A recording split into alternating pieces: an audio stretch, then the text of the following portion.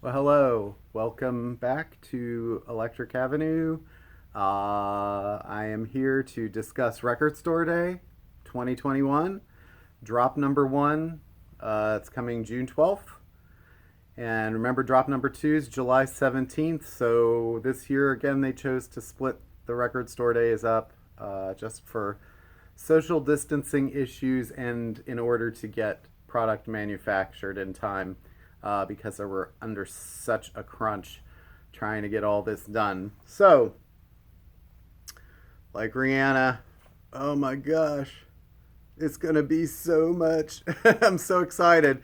It's gonna be weird having people back in the store again for Record Store Day, but good. I think it'll be good. Hard to tell who's vaccinated and who's not, so we are still requiring that you wear one of these while you're in the store. I mean, you don't have to wear mine and you don't have to wear the ones that we have, but we ask that you wear one and wear it properly while you're in here. I will say again that, I live with someone who's immune compromised. I don't need to take anything to them. I have been fully vaccinated, as have they, but, we're still trying to figure out whether or not things are going to break through. How safe are we? You don't want to share this with everyone else and be like a super spreader event. And certainly you don't want to get us sick for some reason. If you don't know you're sick, yeah, you wouldn't know. But you don't want the staff to get sick because you want to have your record store day July 17th drop too. So we're just asking for a few minutes while you're in the store to please do that and be respectful of others and think about others. You know, it's not a lot to ask, I don't think, considering that I wear one for 8 to 10 hours a day usually. So I think for 20 minutes, 30 minutes that you might be in the store, that's not doesn't seem like a big ask. Anyway, most people have been very good about it, but you know who you are. Okay, so all right, let me get on to a lot of people do unboxing videos and go through all the process and the excitement of all that. Look, I think that's great, but it's also kind of a big time suck in a lot of ways. And you guys, your time is worth your time and your money and all that. So I don't want to take too much time. So what I'm going to do today is just sort of go through some of the stuff that I've gotten. Weirdly, that one has a weird sticker on it. I'm like upside down. And go through some of the stuff that I've gotten and just kind of boom, boom, boom. And then there will be another video probably later this week with some more stuff. I haven't gotten like the prints yet, which it's coming. The doors are sort of on the way. So there will be other things I'll show you. But these are some of the things I have will have a lot of, I think. So, okay. So let's start off with something great. How about Flaming Lips, soft Bulletin, sort of additional stuff, companion. This actually is a promo-only compilation that features soft Bulletin outtake stereo versions of Zarica tracks and unreleased tracks from the era, which is pretty cool on silver vinyl. Definitely a collector's item. If you're a soft Bulletin fan, which I have friends who that is by far their favorite Flaming Lips album. You're going to probably want that. All right. The Who Face Dances, mastered, half-speed mastered at Abbey Road. This is a double record. You can see, I don't know, sort of, there's a bunch of tracks on record too. If you're a Who fan, I think you're going to want that because that won't be around for very long. I know some people are not in love with that album, but if you're a completist, let's say. All right, Tangerine Dream, live at Reems Cathedral, 1974. The vinyl is like kind of cathedral looking stuff. Pretty awesome. Anyway,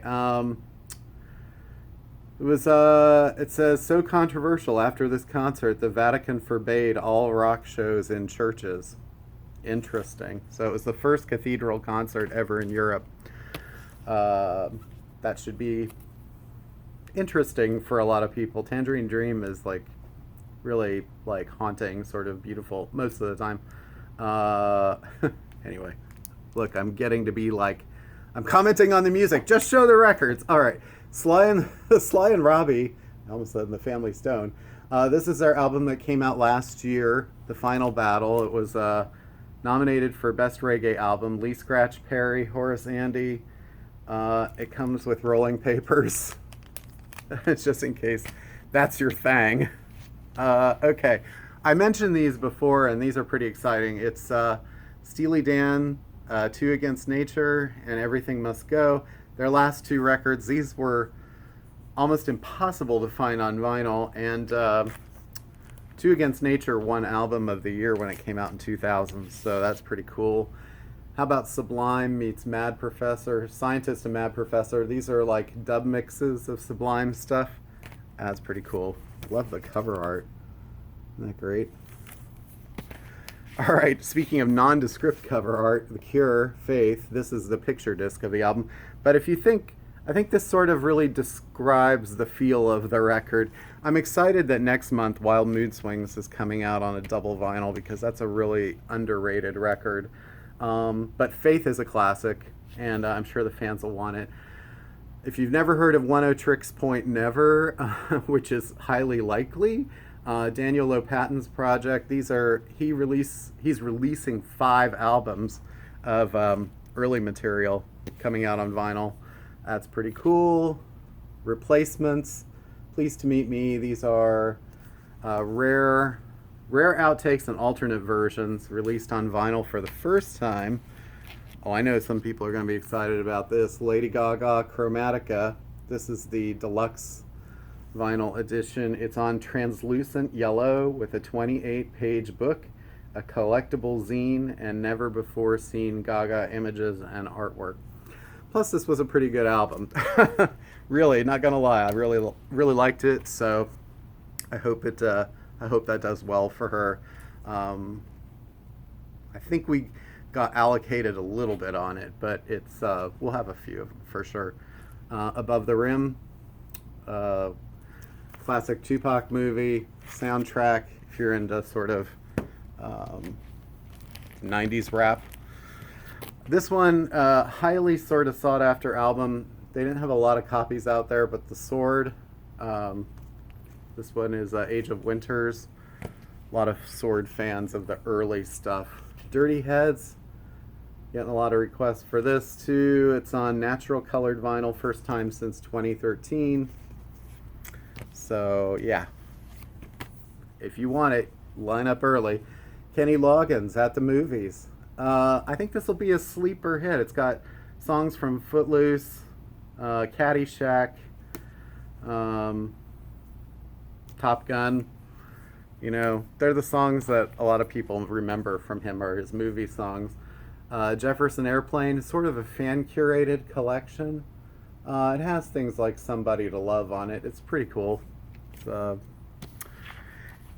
Anyway, Suede, London Suede. I guess we have to call him London Suede in the U.S.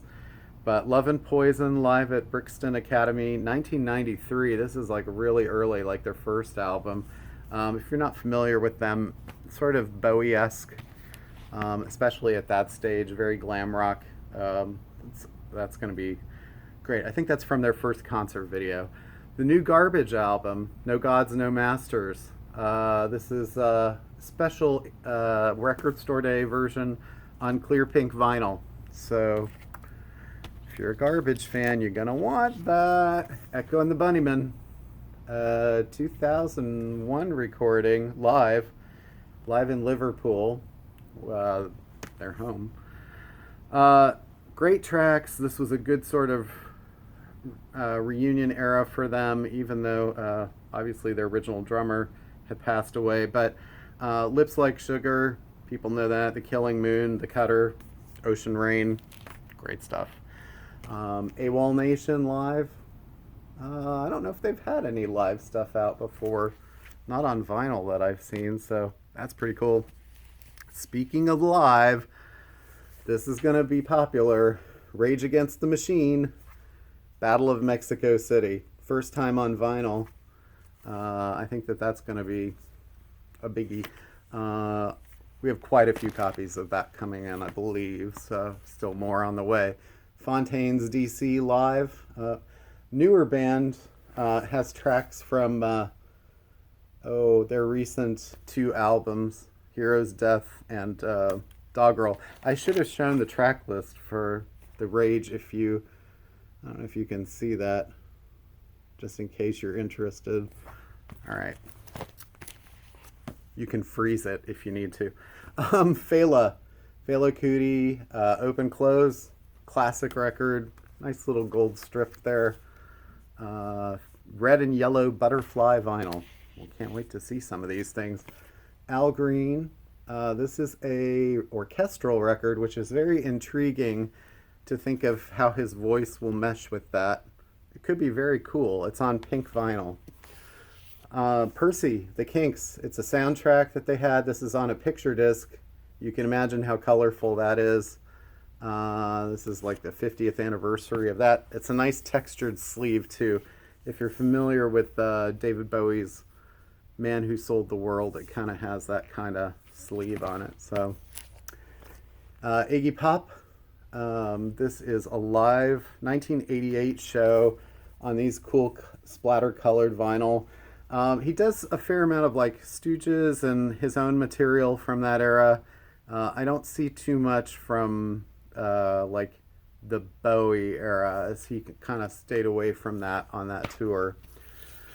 Joni Mitchell, Highlights. These are things from her recent box set. It's a very nice cover.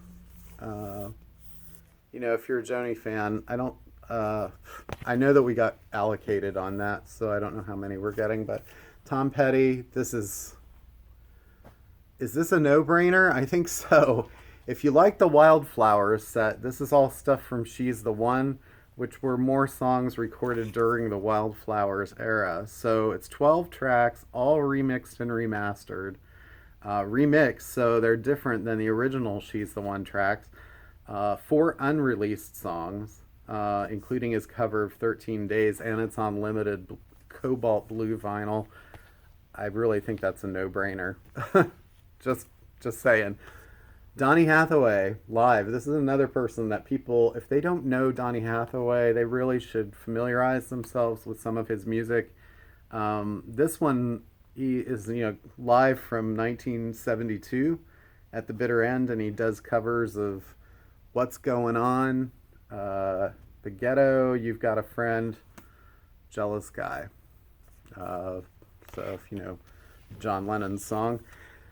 R.I.P. Toots and the Maytals, Funky Kingston, reissue of this coming out, color vinyl, it's limited, probably one of their best records.